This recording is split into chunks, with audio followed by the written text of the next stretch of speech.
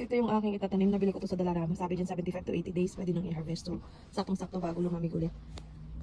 So ganito nga pala yung buto niya. Talagang super dry. Dati sinusok ko pa siya overnight bago ko itanim. Pero dahil sunod-sunod naman yung ulan, kaya pwede ko na siyang idiretso. Let's see kung tutubo siya. So isa-isa lang yung aking tanim. Pumpkin seeds. No, it's not pumpkin. It's corn.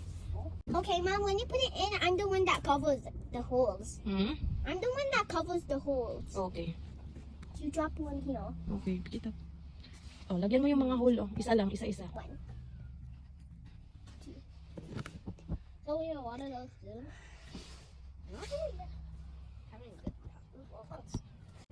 Gusto ko nga sana isa-isa lang kada butas, kaya lang baka hindi sumibol, kaya gagawin na lang dala-dalawa dahil may sobrang namang seeds.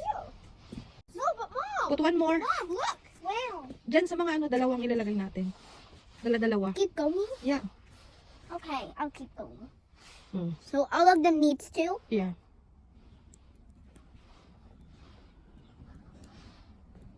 Hmm. Oh, why can't I get this? Where did it go? Okay. Good job. Pwede ka na magtanim, no? Oh, look! Are you sure?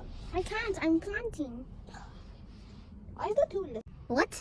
Talk to them. Talk to who? Diyan sa mga seeds. Sabihin mo na magsibol sila.